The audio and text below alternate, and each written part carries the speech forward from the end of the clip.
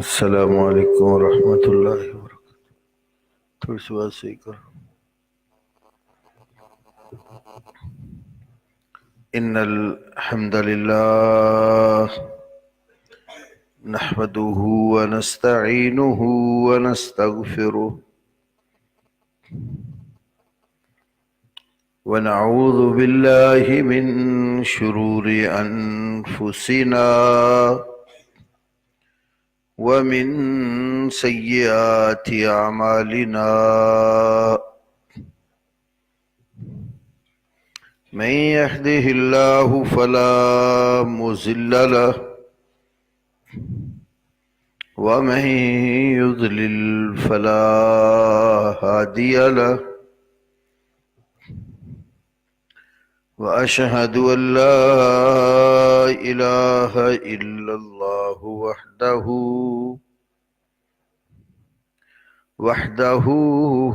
لا شريك له وأشهد أن محمدا عبده ورسوله. أما بعد فأعوذ بالله السميع العليم من الشيطان الرجيم من همزه ونفخه ونفثه. بسم الله الرحمن الرحيم.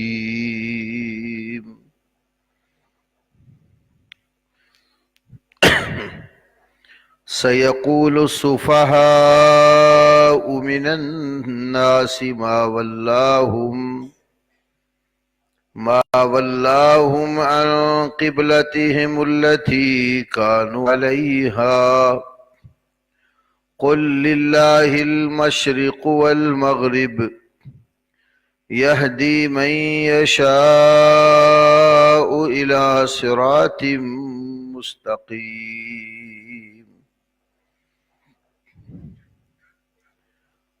رب اشرح لي صدري ويسر لي أمري واحلل عقدة من لساني يفقه قولي.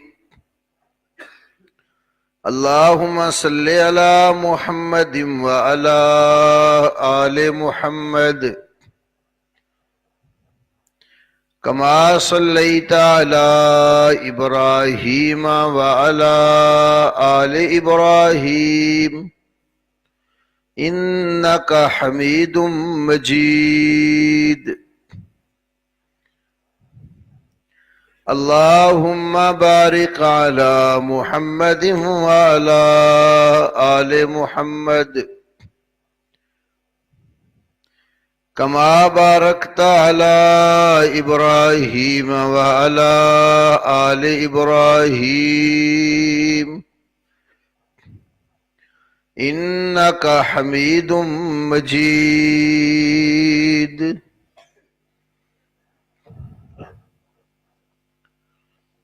اللہ تبارک و تعالی نے انسانوں کی رشد و ہدایت کے لیے نبی کریم صلی اللہ علیہ وسلم کو سب نبیوں کے آخر میں بھیجا اور آپ کو جو کتاب عطا کی اس کو ساری دنیا کے لیے ہدایت کا سبب اور ذریعہ بنایا، اور آپ صلی اللہ علیہ وسلم کو اللہ نے ہادی اور رہبر، نذیر اور بشیر بنا کر مبعوث کیا. تو اللہ تعالیٰ کی یہ کتاب قرآن حکیم پوری دنیا اس سے رہنمائی لے سکتی ہے اور لیتی رہی ہے اور قیامت تک لیتے رہیں گے. لیکن اس قرآن کی صحیح مراد اس کا صحیح معنی اور مفہوم وہی ہے جو نبی کریم صلی اللہ علیہ وسلم نے صحابہ کرام کو سمجھایا اور انہوں نے آگے پھر اسے دنیا تک منتقل کیا۔ اسلام کا نام لینے والوں میں کئی ایک گروہ ہیں، اور ان گروہوں کے اندر کچھ ایسے ہیں جو سمجھتے ہیں کہ دین صرف اور صرف قرآن پاک میں ہے، قرآن کے علاوہ ہمیں اور کچھ نہیں دیا گیا۔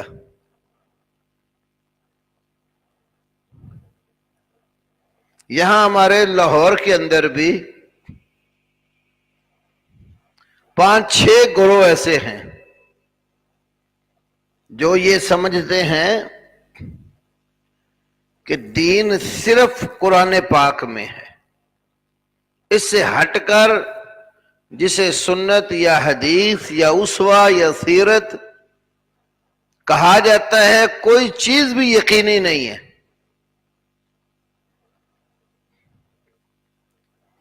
ایک گروہ تو وہ ہے جو غلام احمد پرویز کا ماننے والا ہے، دوسرا گروہ انہی میں سے ہی نکلا ہوا ہے، انہوں نے البلاغ کے نام پر قرآن حکیم کی تعبیر اور تشریح اپنی مرضی سے شروع کی ہوئی ہے۔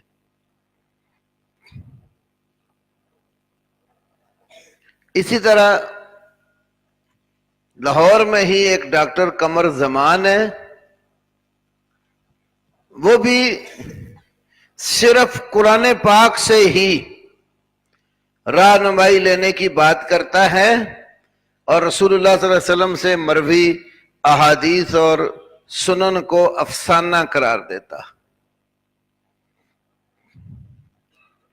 کچھ گروہ ایسے ہیں جو قرآن کے ساتھ کہتے ہیں کہ ہم سنت اور حدیث کو مانتے ہیں، لیکن ان کے ماننے کے معیار علیحدہ علیحدہ ہیں۔ ان میں سے ایک گروہ کا یہ کہنا ہے حدیث ہم وہ مانتے ہیں جو قرآن کے مطابق ہو، جو قرآن کے خلاف ہو وہ ہم نہیں مانتے۔ پھر وہ اپنی عقل، سوچ اور فکر کے مطابق قرآن اور حدیث کی الگ الگ تشریح کر کے تو دونوں میں ٹکراؤ پیدا کرنے کی کوشش کرتے ہیں تاکہ لوگوں کو یہ بتایا جائے کہ حدیث تو قرآن کے خلاف ہے۔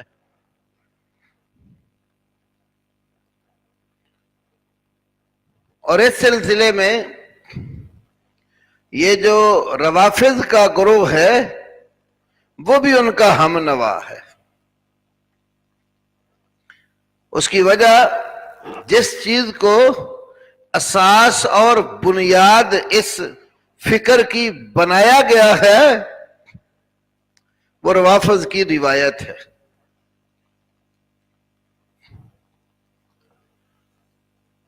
وہ روایت یہ ہے، کہتے ہیں جی نبی صلی اللہ علیہ وسلم نے فرمایا، سوچنے کی بات ہے، نبی صلی اللہ علیہ وسلم نے فرمایا اذا روی لکم انی حدیث فعارضوه علی کتاب اللہ فإن وافقه فاقبلوه وإن خالفه فردوه۔ جب میرے حوالے سے تمہیں کوئی حدیث بیان کی جائے تو اس کو قرآن پر پیش کرو، اگر قرآن کے موافق ہو قبول کر لو، مخالف ہو تو رد کر دو۔ یہ اصول کافی کے اندر روایت ہے. اور پھر وہاں سے ہوتی ہواتی بعض اکابر حنفی علماء کرام کے اصول فقہ کی کتابوں میں بھی یہ روایت بیان کی جاتی ہے. جس طرح اصول بزدوی ایک کتاب ہے، اس میں توضیح تلوی ایک کتاب ہے، اس میں توضیح تلوی والے نے تو اس کو بخاری کی طرف منسوب کر دیا ہے، حالانکہ وہاں اس کا کوئی نام و نشان نہیں. اچھا چلو، اب ان سے بندہ یہ پوچھے کہ اگر قرآن کے سوا یا قرآن کے موافق ہونے والی جو بات ہے، اب یہ اذا روی لکم انی حدیث جو آپ لوگوں نے بنیاد بنائی ہے، یہ قرآن کی آیت ہے؟ یہ قرآن تو نہیں ہے نا، یہ بھی ایک روایت ہے. تو اس روایت کے صحیح ہونے کا کیا معیار ہے آپ کے پاس؟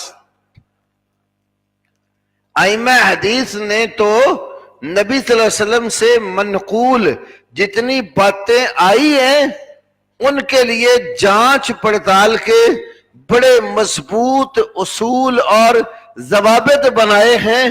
وہ پوری چھان بین کی فیکٹری سے گزرنے کے بعد جا کر دیکھا جاتا ہے کہ یہ چیز پایا ثبوت تک پہنچتی ہے یا نہیں. تو اس روایت کا تو کوئی سر پاؤں ہی نہیں ہے. کوئی معروف کتب حدیث کے اندر نہ کوئی اس کا سلسلہ سند ہے کہ اللہ کے نبی سے یہ کسی معتبر واسطے سے منقول ہو کر آئی ہو.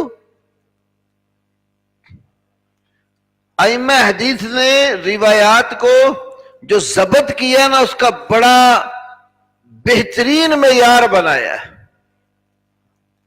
آپ غور کریں، نبی پاک صلی اللہ علیہ وسلم سے پہلے جتنے نبی اور رسول اس دنیا میں آئے، کسی نبی اور رسول کی امت نے اپنے نبی سے منقول اپنے نبی کے فرامین، ارشادات، اعمال اور ان کے سامنے ہونے والے واقعات کو بالکل ضبط ہی نہیں کیا. کسی پیغمبر کی ہسٹری میں کتابیں صحیفے بھی اصل محفوظ نہیں رہے تو ان سے ان کے امتیوں نے بھی ان کے حالات و واقعات اور فرامین اور رہنمائی کہیں ضبط نہیں کی. لیکن اس امت کا ایک خاصہ یہ ہے، محدثین کہتے ہیں کہ اس امت کی خصوصیات میں سے ایک خصوصیت یہ ہے، انہوں نے اپنے نبی سے آنے والے واقعات، حالات، رسول اللہ صلی اللہ علیہ وسلم کی زندگی کا ایک ایک پہلو جس واسطے اور طریقے سے ان تک پہنچا ہے، واسطوں سمیت ان کو کتابوں میں ضبط کر دیا. پھر ان کی جانچ پڑتال کے اصول بنائے اور قرآن سے ہی سیکھا. اللہ تعالیٰ قرآن پاک میں سورۃ حجرات میں ارشاد فرماتا ہے، یا ایھا الذین آمنو، اے ایمان والو، ان جاءکم فاسق بنبأ، اگر کوئی فاسق شخص تمہارے پاس کوئی خبر لے کر آ جائے، فتبینوا، اس خبر کی چھان پھٹک ضرور کر لو، عسیٰ ان تصیبوا قوما بجہالۃ فتصبحوا علی ما فعلتم نادمین. ممکن ہے تم کسی قوم کو ناواقفیت اور نادانی میں مصیبت میں مبتلا نہ کر دو، پھر جب ریسرچ اور تحقیق ہو واقعہ کے خلاف صورت نکل آئے، فتصبحوا علی ما فعلتم نادمین، تم اپنے کیے ہوئے پر ندامت اور شرمندگی کہیں نہ اٹھانے لگ جائے. تو قرآن نے کہا کوئی بندہ خبر لے کر آئے تو چھان پھٹک کرو، ریسرچ کرو، اس کی تحقیق کرو، یہ خبر جو لے کر آیا ہے خبر لانے والا کیسا ہے، اس کی بیان کردہ خبر کیسی ہے، اس کی پوری تحقیق کرو۔ تو محدثین نے کیا کیا، جس شخص نے نبی صلی اللہ علیہ وسلم کے حوالے سے جو کچھ بھی بیان کیا ہے، ہر شخص کے ملنے والے حالات زندگی بھی ضبط کر دیے۔ مثلا رسول اللہ صلی اللہ علیہ وسلم سے باتیں سیکھنے والا پہلا گروہ صحابہ کرام کا ہے۔ ائمہ حدیث نے باقاعدہ صحابہ کے حالات بھی ضبط کیے، جس صحابی کا تذکرہ کیا اس کی جائے ولادت، تاریخ پیدائش کب ہوئی، کہاں پیدا ہوئے، ان کا نام و نسب کیا تھا، اور وہ مسلمان کب ہوئے، اسلام نے آ کر کتنا دور ان کا نبی علیہ السلام کے ساتھ گزرا، غزوات میں کہاں کہاں تھے، وہ مہاجرین میں سے تھے یا انصار میں سے تھے، کہاں وفات پائی، کب شادی ہوئی، کتنی شادیاں ہوئی، کتنی ان کی اولادیں تھیں، کہاں کہاں ان کی رشتہ داریاں تھیں، ہر چیز لکھی۔ مثال کے طور پر امام ابن اسیر جزری نے صحابہ کے حالات پر کتاب لکھی ہے، اسد الغابہ، اردو ترجمے کے ساتھ بھی موجود ہے، بڑی ضخیم کتاب ہے۔ حافظ ابن حجر اسقلانی نے الاصابہ فی تمجیز الصحابہ 9 جلدوں میں یہ کتاب لکھی ہے۔ اسی طرح امام ابن عبد البر کی 4 جلدوں میں کتاب چھپی الاستیاب بمعرفت الاصحاب۔ امام ابن قانے کی تقریباً 19 جلدوں میں کتاب آئی ہے معجم الصحابہ۔ امام بغوی نے بھی صحابہ کے حالات پر معجم الصحابہ کے نام پر کتاب لکھی۔ بے شمار کتابیں صرف صحابہ کی زندگی پر لکھی۔ پھر ان صحابہ نے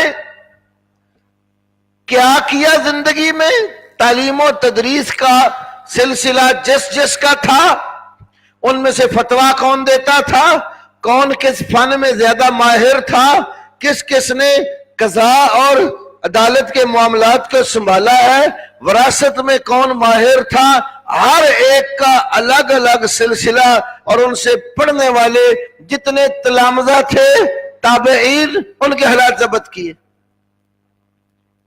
اسی طرح یہ سلسلہ تقریباً 5ویں 6 صدی ہجری تک جو تدوین کا دور آتا ہے، ایک ایک راوی کے حالات زندگی لکھے۔ حالات زندگی میں جیسے میں نے پہلے تھوڑا سا عرض کیا، تاریخ پیدائش، نام و نسب، اگر اس کا نام ہے تو کوئی اس کا لقب، اس کی کنیت، کوئی اس کی نسبت۔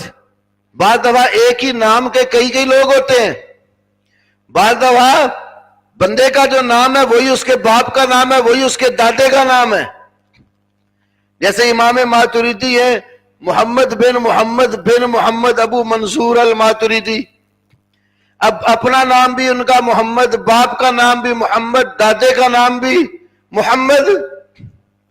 بعض دفعہ ایک نام کے سینکڑوں روات ہوتے ہیں، ان کا پھر فرق کسی کا باپ کے نام سے، کسی کا دادے کے نام پر، کسی کا پردادے کے نام پر، کسی کا کنیت کے ساتھ، کسی کا لقب کے ساتھ، کسی کا نسبت کے ساتھ، کسی کا اساتذہ کرام میں سے پڑھنے کے اعتبار سے کہ یہ فلاں کا شاگرد ہے اور یہ فلاں کا شاگرد ہے، اس اعتبار سے فرق۔ یہ اس پر بھی باریک نقطوں پر کام کیا۔ مثال میں آپ کو ایک دیتا ہوں، محدثین میں سے بہت سارے لوگ ہیں ایک نام کے، محمد بن اسحاق بڑا ایک مشہور نام ہے، تابعین میں سے تھے۔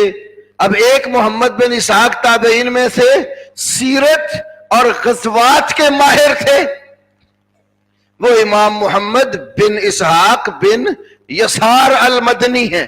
ان کے دادے کا نام یسار ہے، اپنا نام بھی محمد ہے، باپ کا نام اسحاق ہے، دادے کا نام یسار ہے۔ اسی طرح ایک اور محمد بن اسحاق ہیں، وہ بھی بہت بڑے امام ہیں، ان کے دادے کا نام خزیمہ ہے، محمد بن اسحاق بن خزیمہ، جن کی صحیح ابن خزیمہ ہے۔ اسی طرح محمد بن اسحاق بن مندہ، ان کی کتاب الایمان ہے، یہ بھی بہت بڑے محدث تھے۔ اسی طرح محمد بن اسحاق بن سراج، وہ بھی حدیث کے بہت بڑے امام تھے، ان کی مسند سراج اور حدیث سراج ہے۔ دیکھو چاروں راویوں کا نام محمد ہے، چاروں کے باپوں کا نام اسحاق ہے، دادے میں جا کر فرق پڑا، ایک کے دادے کا نام یسار، دوسرے کے دادے کا نام خزیمہ، تیسرے کے دادے کا نام مندہ، اور چوتھے جو ہے ان کے دادے کا نام سراج۔ تو ائمہ حدیث نے اس کے اوپر بھی الگ الگ فرق پر کتابیں لکھی ہے کہ اس نام کے یہ بندے ہیں اور آگے ان کا یہ نام و نسب ہے۔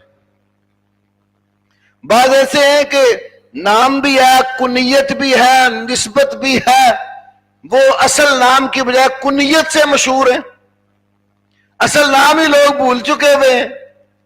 اب آپ اکثر مسلمانوں کو پوچھ لیں کہ مسلمانوں کے پہلے خلیفہ کا نام کیا ہے، آپ کو کہیں گے ابو بکر صدیق۔ ابو بکر تو کنیت ہے۔ چند گنے چنے اکا دکا افراد کے سوا کسی کو پتا نہیں ہوگا کہ ابو بکر صدیق کا نام کیا ہے، وہ کنیت سے مشہور ہو گئے۔ تو محدثین نے جو کنیتوں کے نام پر مشہور تھے، کتاب القنا کے نام پر وہ کتابیں لکھی جس میں راوی جو کنیت والے مشہور ہیں وہ جمع کر دیے، جیسے امام مسلم کی کتاب القنا ہے۔ بعض ایسے لوگ ہیں جو علاقائی نسبتوں سے مشہور ہوتے ہیں، محدثین نے ان کو الگ لکھ دیا۔ بعض ایسے ہیں جو بڑے بڑے ائمہ حدیث ہیں لیکن روایت چھوٹے لوگوں سے کرتے ہیں، مثلا باپ اپنے بیٹے سے حدیث بیان کرتا، روایت، اس کو کہتے ہیں روایت الابناء آبا عن الابناء، باپوں کی بیٹوں سے روایت۔ عام طور پر چھوٹے لوگ بڑوں سے روایت کرتے ہیں کہ بیٹا باپ سے روایت کر رہے ہیں۔ تو ایسے بھی ہوا ہے کہ باپ جو ہے بیٹا بڑا عالم ہو گئے، یا بعض اوقات بیٹے کو حدیث کا علم ہے وہ باپ کو پتہ نہیں ہے، باپ نے اپنے بیٹے سے بیان کی۔ تو ایک ایک نقطہ جو ہے ہر راوی کا، کس نام سے، کس نسبت سے، کس کنیت سے، کس علاقے سے یہ مشہور ہے، اس کو بھی لکھا ہے۔ پھر نام و نسب، کئیوں کے تو بڑے بڑے لمبے چوڑے بیان، نسب پر الگ کتابیں لکھی، بڑی بڑی کتابیں ہیں جو صرف نسب ناموں پر ائمہ نے ضبط کی ہیں۔ ایسے ہی اس کے بعد بڑا ہوا، اس نے پڑھا کیا اور کس سے کیا پڑھا، قرآن حفظ کیا، کس کس استاد سے پڑھا، قرآن پڑھنے کے ساتھ تجوید و قرات پڑھی، کون کون سے اس کے استاد ہیں، کن کن قراء سے پڑھا، اور اس کے بعد قرآن یاد کر لیا، اب دیگر علوم کی طرف آیا، حدیث کس سے پڑھی، تفسیر کس سے پڑھی، اصول کس سے پڑھے، نحو و صرف کس سے پڑھی، اصول فقہ، اصول حدیث کس سے پڑھے، ہر ایک الگ الگ جس استاد سے جو فائدہ اٹھایا اس کا ذکر کیا۔ پھر پڑھنے میں تھا کیسا، اس کا قوت حفظ ٹھیک تھا یا نہیں تھا، شروع سے یہ حافظہ درست تھا یا حافظے کا کچا اور کمزور تھا، یا شروع سے حافظہ بہترین تھا، زندگی میں کوئی حادثہ پیش آ گیا، ایکسیڈنٹ ہوا مثال کے طور پہ، گر گیا، سر پہ چوٹ آئی، یادداشت کمزور ہو گئی، کوئی زندگی میں دکھ آیا، پریشانی آئی، مثلا عبداللہ ابن لہیہ نام کے ایک راوی ہیں، اب ان کی کتب خانے میں آگ لگ گئی، کتابیں جل گئیں، وہ کتابوں کا صدمہ اتنا لیا بھولنے لگ گئے۔ تو کون شروع میں حافظہ صحیح تھا، بعد میں حافظہ خراب ہوا، اس کو بھی الگ لکھا۔ پھر یہاں تک لکھا کہ یہ بندہ، اس کو روایت بھول جاتی تھی، فلانے عرصے تک صحیح تھا، پھر اختلاط ہو گیا، فلانا فلانا شاگرد اس کے بیمار ہونے سے اختلاط سے پہلے سے بیان کرتا ہے اور فلانے فلانے شاگرد نے اس کے اختلاط کے بعد اس سے روایت لی ہے. ایسے ہی ہر بندے کی عدالت، وہ متقی، پرہیزگار، اچھے اخلاق کا حامل تھا یا نہیں تھا؟ پھر اس کے اساتذہ کتنے تھے؟ استادوں میں کون سا وہ استاد ہے جس کے پاس لمبا زمانہ رہا؟ کون سا وہ استاد ہے جس کے پاس تھوڑے دن رہ کر اس نے تھوڑا بہت پڑھا یا چند حدیث اور روایات لی؟ تو ائمہ حدیث نے کوئی نقطہ ایسا چھوڑا نہیں ہے روات حدیث کے متعلق جس کو ضبط نہیں کیا، تاکہ ہر بندے کی پوری چھان بین کی جا سکے اور روایت کی سند میں جتنے لوگ آتے ہیں اچھی طرح چھان پھٹک کر کے دیکھا جائے کون کس سے بیان کرتا ہے. حتیٰ کہ پھر ہر بندے کی کوشش کی تاریخ وفات مل جائے تو اس کو ضبط کیا. تاریخ وفات کیوں لکھتے ہیں؟ مثلا ایک راوی ہے، اس سے نیچے ایک شاگرد کہتا ہے کہ میں نے اس سے حدیث بیان کی. اب محدثین کیا کرتے؟ دیکھتے بھی یہ اسے ملا بھی ہے کہ نہیں، اس کی تاریخ وفات نوٹ کرتے ہیں، اس کی تاریخ پیدائش دیکھتے ہیں کہ اس کی تاریخ پیدائش سے پتہ چلے کہ اس بندہ فلانی صدی میں فوت ہوا، فلان تاریخ کو فوت ہوا، کیا واقعی اس کی اتنی عمر کا تقاضا ہے کہ اس نے اس سے روایت لی ہو؟ بعض اوقات یہ بھی ہوتا ہے ایک راوی دوسرے سے بیان کر رہا ہے اور دونوں ہی ایک زمانے کے ہیں، ایک ہی دور کے ہیں، دونوں قابل اعتبار ہیں، لیکن دونوں کی آپس میں ملاقات نہیں ہوئی. مثلا آپ پاکستان میں ہیں، سبزہ زار میں ہیں، ایک عالم مغرب میں بیٹھا ہوا ہے، آپ کا بیچ میں کوئی رابطہ نہیں ہے، دور آپ کا اور اس کا ایک ہے. ہسٹری والے بعد میں دیکھتے ہیں کہ یہ بھی فلانی صدی کا، وہ بھی اس کا، اس کی تاریخ پیدائش بھی یہ اور اس کی بھی قریبی وفات وقت ملتا ہے. لیکن ریسرچ یہ بھی کرتے ہیں کہ اس نے علم حاصل کرنے کے لیے کس کس خطے کا سفر کیا ہے. دیکھتے ہیں کہ یہ بندہ مغرب میں گیا کہ نہیں گیا، یا مغرب والا یہاں سبزہ زار میں آیا کہ نہیں آیا، پھر ان کی آپس میں کوئی ملاقات کی ثبوت بھی ہے کہ نہیں ہے. تو ایک ایک چیز جن لوگوں نے ضبط کی، چھان پھٹک کے پورے ضابطے بیان کیے، وہ تو کسی کھاتے میں نہیں لکھتے، اور جو اپنی مرضی کی روایت آ جائے جس کا سر پاؤں ہی کوئی نہ، اس کو اساس اور بنیاد بنا دی. تو یہ روایت بھی بالکل بنائی ہوئی ہے کہ جب میرے والے سے تمہیں کوئی حدیث بیان کی جائے تو قرآن پر پیش کرو، قرآن کے مطابق ہو تو قبول کرو، مخالف ہو تو رد کرو. پہلی بات اس میں یہ ہے کہ رسول پاک صلی اللہ علیہ وسلم کی کوئی ایسی بات ہو ہی نہیں سکتی جو قرآن کے خلاف. امام شافعی رحمہ اللہ نے فرمایا، اصول حدیث کی کتابوں میں سے علامہ جمال الدین قاسمی، ان کی کتاب ہے قواعد التحدیث، اس میں امام شافعی علیہ رحمہ کی یہ بات لکھتے ہیں. امام شافعی محمد بن ادریس رحمہ اللہ فرماتے ہیں، کل ما قالہ رسول اللہ صلی اللہ علیہ وسلم فہو مما فہمہ من القرآن. ہر وہ بات جو نبی پاک صلی اللہ علیہ وسلم نے فرمائی ہے آپ نے قرآن سمجھ کر ہی کہی ہے. رسول اللہ کی کوئی بات قرآن کے خلاف نہیں ہو سکتی. ہاں یہ ہو سکتا ہے سمجھنے والے کی سمجھ میں قصور ہو، وہ اللہ اور اس کے رسول کی باتوں کو آپس میں ٹکرا رہا ہو، ورنہ اللہ کی اور اللہ کے پیغمبر کی بات میں تضاد ہو ہی نہیں سکتا. سمجھنے والے کے فہم میں اس کی سمجھ میں قصور ہو سکتا ہے، وہ اپنے فہم کے مطابق تو تضاد اور ٹکراؤ پیدا کرتا ہے، حقیقت میں نہیں ہوتا. ٹکرانے والے تو کہتے ہیں کہ اگر ظاہری اور سرسری نظر میں دیکھو تو قرآن میں بھی بعض آیات آپ کو لگیں گی کہ یہ آیت دوسری آیت کے خلاف جا رہی ہے، حقیقت میں نہیں ہوتا. کئی لوگ اس لیے بھی حدیث نہیں نہ لیتے، کہتے ہیں جو تو حدیثوں میں تو تضاد ہی بڑا ہے. ایک یہ بھی شوشہ چھوڑتے ہیں، بھئی اگر علیہ باللہ کوئی یہ کہہ دے جیسے آپ حدیث میں تضاد بنائے جا رہے ہیں، اگر قرآن پاک میں ظاہراً تضاد ہو تو قرآن چھوڑ دو گے؟ تو میں آپ کو مثال دیتا ہوں، آیتیں تو 300 کے لگ بھگ ہے، میں ایک مثال دیتا ہوں۔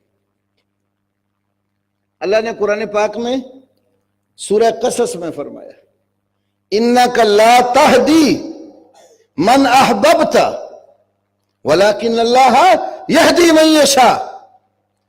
اِنَّكَ بے شک آپ، لا تہدی ہدایت نہیں دیتے، من احببتا جس کو آپ پسند کریں، ولیکن اللہ یہدی من یشاء لیکن اللہ جس کو چاہتا ہے ہدایت دیتا۔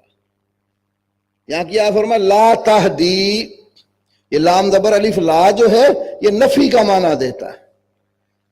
جیسے کلمے میں لا ہے نا، وہ تو سب سمجھیں لا الہ الا اللہ، اللہ کے سوا کوئی الہ نہیں، تو یہ نہیں کا معنی لا کا کیا نا، یہ وہی لا جو ہے تہدی پر بھی داخل ہے، لا تہدی آپ ہدایت نہیں دیتے۔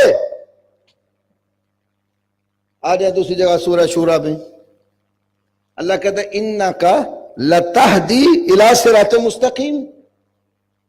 یہاں پہلی آیت میں تھا لا، لام زبر الف لا، یہ دوسری آیت پر لَتَہْدِي، یہ صرف لام زبر لا ہے، یہ لام زبر الف والا نہیں ہے، نفی والا۔ خالی لام کے اوپر زبر ہو تو یہ تاکید کا معنی دیتا ہے۔ لتہدی کا معنی آپ ضرور ہدایت دیتے ہیں، الی صراط مستقیم، صراط مستقیم کی طرف۔ لا تہدی والی آیت کے لیے آپ ہدایت نہیں دیتے۔ اب کوئی بے وقوف آدمی کم عقل یہ کہ میں تو قرآن نہیں مانتا، کیوں بھائی؟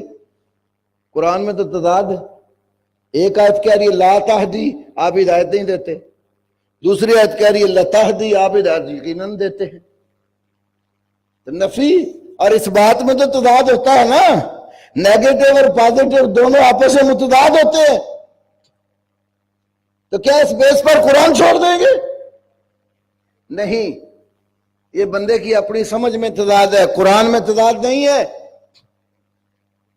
قرآن پاک میں غور کیا جائے تو دونوں کا اپنا اپنا مطلب ہے۔ ایک ہوتا ہے کسی کو منزل مقصود تک پہنچانا، منزل پر پہنچنے کی توفیق دینا، ایک ہوتا ہے منزل تک جانے والا راستہ دکھانا، رہنمائی کرنا۔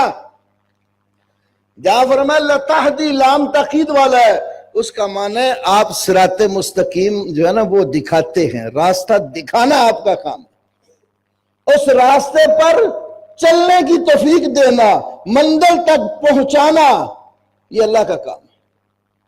اللہ جس کو چاہتا ہے منزل مقصود تک پہنچا دیتا ہے، توفیق عطا کر دیتا ہے، اور پیغمبر کا کام یہ ہوتا ہے کہ وہ راستہ دکھاتا ہے۔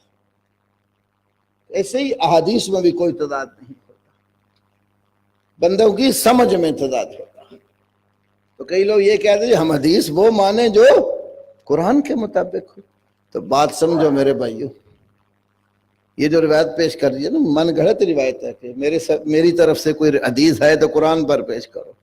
علامہ البانی علیہ رحمہ کی کتاب ہے الحدیث حجت بنفسہ فی العقائد والاحکام، وہ کہتے ہیں چلو اس روایت کے اس کے مطابق قرآن پر جو بھی روایت آئے گی پیش کریں گے، تو یہ بتاؤ کہ یہ جو تم بیان کر رہے ہو یہ آیت ہے کہ روایت ہے؟ اذا روی لکم انی حدیث، یہ روایت ہے نا، آیت تو نہیں ہے نا۔ اس روایت کو ہم قرآن پر پہلے پیش کرتے ہیں کہ قرآن اس کو لیتا ہے یا جو ہے نا وہ رد کرتا ہے۔ وہ کہتے ہیں ہم نے اس کو قرآن پر پیش کیا، قرآن نے اس کو رد کر دیا ہے۔ اس لیے قرآن کہتا ہے وَمَا آتَاكُمُ الرَّسُولُ فَخُذُوهُ وَمَا نَهَاكُمْ عَنْهُ فَانْتَهُوا، پیغمبر جو کچھ تمہیں دے اسے لے لو، اور جس سے پیغمبر تمہیں روک دے اسے رک جاؤ۔ قرآن بتا رہا ہے نبی جو کچھ بھی دے وہ ماننا پڑے گا، نبی جس کام سے بھی روکے اس سے رکنا پڑے گا۔ تو قرآن تو پیغمبر کی ہر بات ہی منوا رہا۔ اسی لیے اسی آیت کے مطابق عبداللہ ابن مسعود رضی اللہ عنہ نے نبی کی بات کو قرآن کے موافق ہی سمجھا، قرآن ہی بلکہ کتاب اللہ ہی سمجھا۔ یہ جو عورتیں، یہ بعض مرد بھی کرتے ہیں، جسم میں سوئی کے ساتھ پھول یا کوئی نام وغیرہ لکھ کر اس میں نیل یا سرما بھر لیتے ہیں. وہ پورا زبردست ٹیٹو بناتے ہیں نا، تو کوئی پھول بنا رہا ہے، کسی نام لکھا ہوا ہے، نیل یا سرما بھرا ہوتا ہے اس میں، وہ جسم کا حصہ ہی بن جاتا ہے، مٹتا نہیں ہے، جتنا مرضی اس کو دھوئیں وہ نہیں ختم، جلد کاٹنی پڑتی. اس کو عربی میں وشمن کہتے ہیں، واو شین اور میم، یہ اس کا روٹ ورڈ اور مادہ ہے، وشمن. تو صحیح بخاری کتاب اللباس اور صحیح مسلم کتاب اللباس، اور تفسیر تبری سے تفسیر ابن کثیر تک بڑی بڑی تمام امہات التفاسیر میں یہ حدیث موجود ہے. عبداللہ ابن مسعود فرماتے لعن اللہ الواشمات والمستوشمات والمتنمسات والمتفلجات للحسن المغیرات لخلق اللہ. جو عورتیں جسم گود کر نیل بھرتی یا برواتی ہیں ان پر اللہ کی لعنت. والمتنمسات، جو عورتیں چہرے کے بال کھینچتی ہیں، نوچتی ہیں، تھریڈنگ کرتی ہیں، ان پر بھی اللہ کی لعنت. والمتفلجات، جو اپنے دانتوں کے اندر وقفہ سوراخ ڈالتی ہیں، کس لیے؟ للحسن، بیوٹی کے لیے، خوبصورتی کے لیے، ان پر بھی اللہ کی لعنت. کیوں؟ کہتے ہیں المغیرات لخلق اللہ، یہ عورتیں اللہ تعالیٰ کی تخلیق اور اس کی فطرت کو تبدیل کرنے والی ہیں. جب یہ مسئلہ بیان کیا نا تو مجمع سے ایک عورت ام یعقوب نامی بولی پیچھے سے، کہ ابن مسعود تم ایسا کام کرنے والی عورتوں پر لعنت کرتے ہو؟ کیا جواب دیا؟ فرمایا ما لیا لا العنو من لعنا رسول اللہ صلی اللہ علیہ وسلم وہوا فی کتاب اللہ تعالی. میں ایسی عورتوں پر یا ایسے لوگوں پر لعنت کیوں نہ کروں جن پر لعنت اللہ کے رسول نے کی صلی اللہ علیہ وسلم. وہوا فی کتاب اللہ، یہ جو بات کہتے ہیں میں کہہ رہا ہوں نا، یہ کتاب اللہ کے اندر ہے.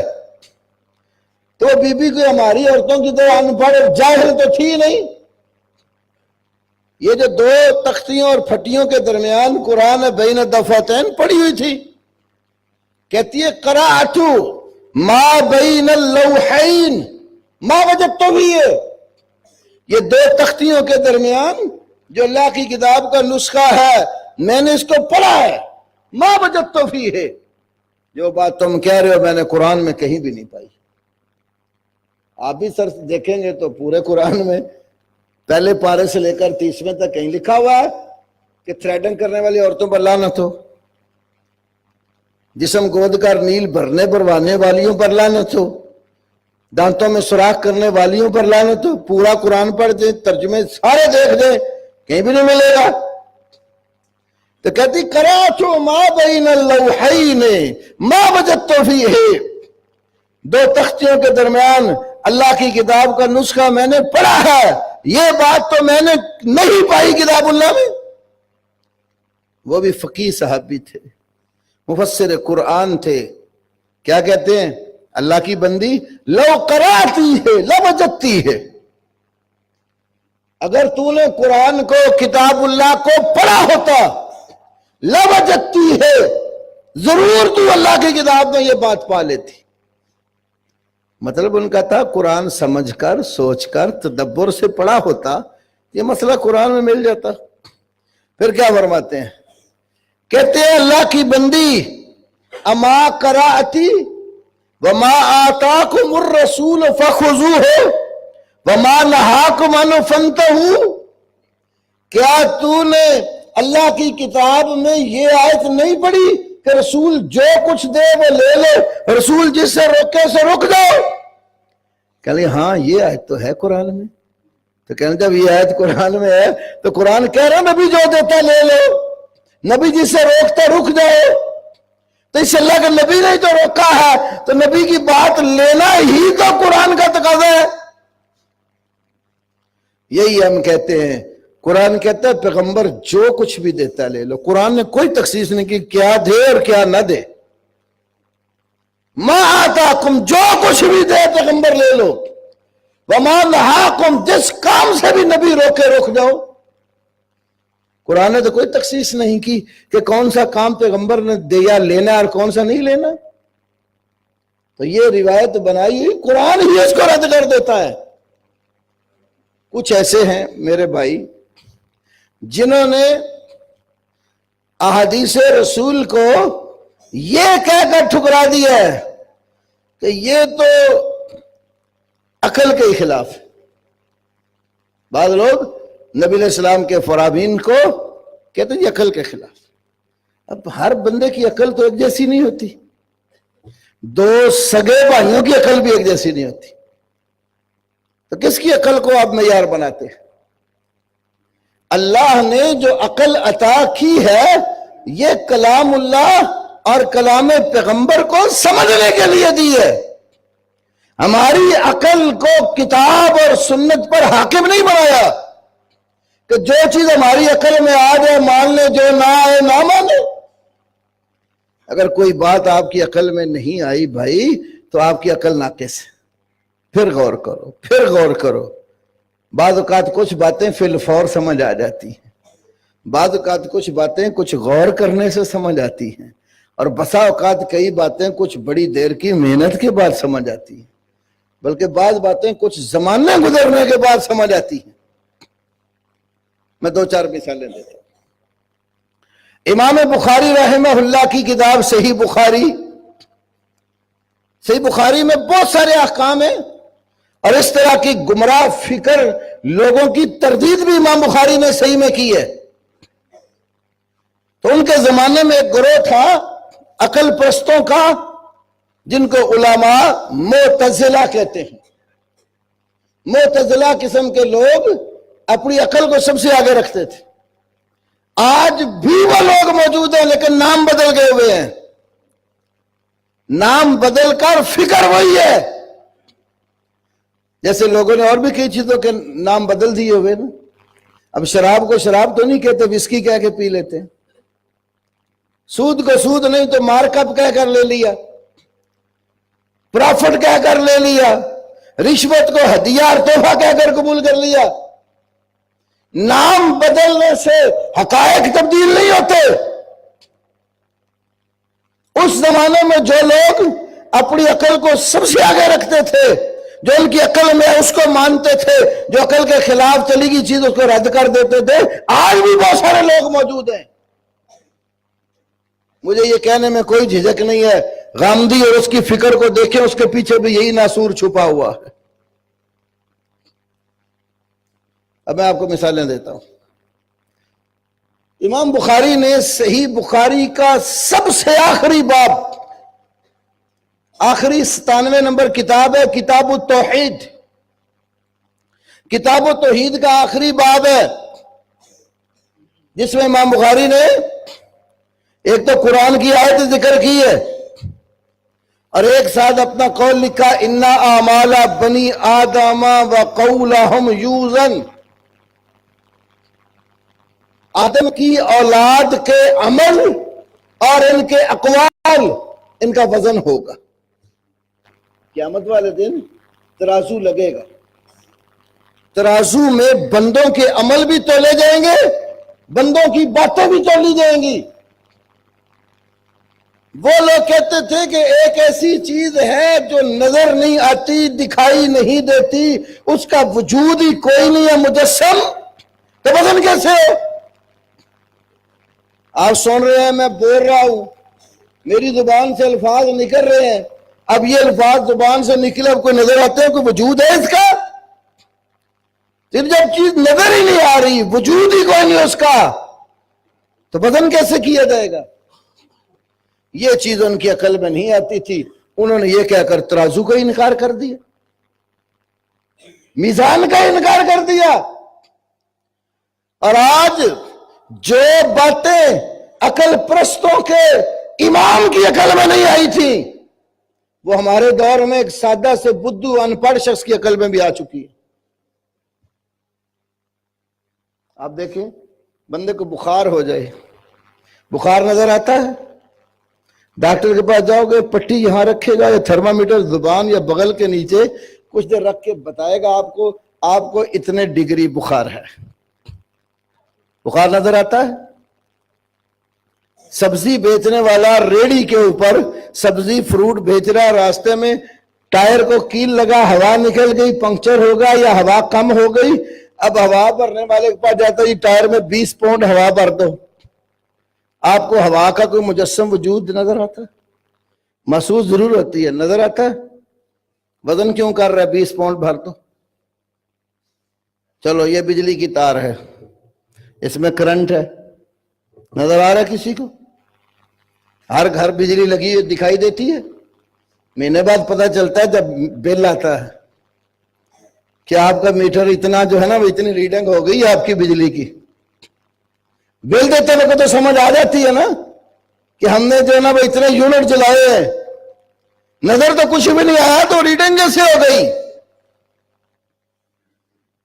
تو بہت ساری چیزیں دکھائی نہیں دیتی تھی، نہ دیتی ہے، پیمائش بھی ہو رہی ہے، وزن بھی ہو رہا ہے۔ یہ بات اس وقت لوگوں کو سمجھ نہیں آ گئی، اگر عقل کے خلاف ہوتی تو ایک جاہل کی شکل میں آنی تھی۔ جاہل آدمی کی عقل میں آ گئی تو عقل پرستوں کے امام کی عقل میں کیوں نہیں آئی؟ جس سے معلوم ہوتا ہے ہمیں اللہ کی اور اللہ کے نبی سے مروی جو ثابت شدہ باتیں ہیں ان کو مان لینا چاہیے، ہماری عقل میں آئے تب بھی مانو، نہ آئے تب بھی مانو، آج نہیں ہوئی تو کل آ جائیں گی۔ تو میں ایک اور مثال دیتا ہوں آپ کو، سب مانتے ہیں، عقل میں شاید کسی کی آتی ہے کہ نہیں آتی۔ آپ آئے ہیں باہر سے نماز پڑھنے، وضو کر کے آئیں کہ بغیر وضو کے؟ وضو کر کے آئیں، تو نماز پڑھنی ہو تو وضو کرنا پڑتا ہے کہ وضو کے بغیر بھی نماز ہو جاتی ہے؟ وضو کر لیا۔ آپ یہ بھی جانتے ہیں کہ کچھ چیزیں ایسی ہیں وضو کرنے کے بعد پیش آ جائے تو وضو ٹوٹ جاتا ہے، کہ جو کر لیا ایک دفعہ ٹوٹتا ہی نہیں ہے۔ کیوں بابا جی؟ وضو کر لے تو نہیں ٹوٹتا؟ ٹوٹتا ہے نا۔ اگر کسی کی ہوا خارج ہو گئی، نماز شروع کی، اللہ اکبر، ہاتھ باندھ لیے، نماز پڑھ رہا ہے، دوران نماز ہوا خارج ہو گئی، پڑھتا رہے گا یا چلا جائے گا؟ وضو کرے گا، وضو کرے گا نا۔ پھر سردی ہو، مسجد میں گرم پانی کا انتظام بھی نہ ہو، ٹھنڈا پانی ہو، چلو اس وقت نہیں تو فجر کا ٹائم ہو، پہلے بڑی مشکل سے وضو کیا تھا، اب دوبارہ وضو کر کے نماز پڑھے گا کہ بغیر وضو کے؟ وضو کرے گا نا۔ اب آپ غور کریں، بسم اللہ پڑھی، ہاتھ دھوئے، ایمانداری سے عقل سے بتاؤ کہ یہ وضو آپ کے ہاتھوں نے توڑا ہے؟ کلی کی ہے، ناک میں ٹھنڈا پانی ڈال رہا ہے، دانت بھی ٹھٹر رہے ہیں، ناک بھی ٹھٹر رہی ہے، کیا ناک نے سونگ کر وضو توڑ دیا ہے؟ دانتوں نے کوئی کاٹ کے وضو توڑ دیا ہے؟ چہرہ دھویا، پاؤں دھوئے، پاؤں نے ٹھوکر مار کے وضو توڑا؟ اور جس نے وضو توڑا اس کو کہتے ہی کچھ نہیں آپ، باقی آزاد ہوئے جا رہے ہیں۔ ایک بندہ کہتا ہے میری عقل کا تقاضا جو جرم کرتے سزا اس کو دو، جنہوں نے جرم کیا ہی نہیں اس کو کہے کی سزا دیتے ہو؟ جس نے وضو توڑا ہے اس کو کہتا بھی کچھ نہیں ہے، جنہوں نے کوئی جرم نہیں کیا ٹھنڈے پانی سے ان کو دھوئے جا رہے ہیں۔ تو عقل تو کہتی ہے نا کہ جا کے سنجا کرے، لیکن شریعت میں ہے کہ سنجا ضروری ہے وہاں خارج ہو جائے؟ کیوں مانتے ہو؟ عقل میں تو نہیں آتی یہ بات۔ اس لیے مانتے ہو کہ ہمارے نبی محمد صلی اللہ علیہ وسلم نے فرمایا اذا فسا احدکم فلیتوضا، جب کسی کی ہوا خارج ہو جائے جا کے وضو کرے۔ اسی لیے حضرت علی رضی اللہ تعالیٰ عنہ نے کہا تھا لو کان الدین بالرأی لکان اسفل الخف اولا بالمسح من اعلاہ، اگر دین کسی کی رائے اور عقل کا نام ہوتا تو موزے کے اوپر مسح کرنے سے بہتر کیا تھا؟ نیچے کرتے، کیونکہ مٹی تو پاؤں کے نیچے زیادہ لگتی ہے، ہم نیچے مسح کیوں نہیں کرتے؟ اوپر کیوں کرتے ہیں؟ عقل تو ہماری کہتی کہ نیچے کرو، اوپر اس لیے کرتے کہ ہمارے نبی محمد صلی اللہ علیہ وسلم نے بتایا ہے کہ مسا اوپر کرتے ہیں، نیچے نہیں بتایا۔ اس لیے میرے بھائیوں، عقل اللہ نے سمجھنے کے لیے دی ہے، عقل استعمال کرو، لیکن قرآن اور سنت کے تابع رکھ کر کرو، شریعت کے دائرے کے اندر رکھو، اپنی عقلوں کو حاکم نہ بناؤ، ورنہ ہر قوم کے اندر، ہر گھر کے اندر لوگ موجود ہیں، سب کی عقلیں موجود ہیں، ایک دوسرے سے ملتی نہیں، دین تو باغیچہ اطفال بنے گا، بچوں کا کھیل بن دے گا، ہر کسی کی عقل کے اوپر پرکھنا شروع کر دو۔ جو نص قرآن میں آ گئی یا رسول اللہ صلی اللہ علیہ وسلم سے صحیح ثابت بات ہم تک پہنچ گئی، مومن کا کام یہ ہے کہ اس پر ایمان لے آئے۔ تو قرآن کی سب سے معتبر تفسیر وہی ہے جو اس ہستی نے کی جس پر قرآن آیا ہے، اور وہ اللہ کے نبی ہیں۔ اللہ نے آپ کی ذمہ داری خود لگائی ہے، وَأَنزَلْنَا إِلَيْكَ الذِّكْرَ لِتُبَيِّنَ لِلنَّاسِ، ہم نے آپ کی طرف ذکر، نصیحت، یہ قرآن اتارا ہے لِتُبَيِّنَ لِلنَّاسِ، تاکہ آپ اس کو لوگوں کے لیے کھول کھول کر بیان کریں۔ باقی انشاءاللہ اگلے جمعے اللہ رب العالمین ہمیں صحیح معنوں میں کتاب و سنت کو سمجھنے کی توفیق دے اور کتاب اور سنت کے مطابق عمل پیرا ہونے کی توفیق دے۔ وآخر دعوانا الحمدللہ رب العالمین۔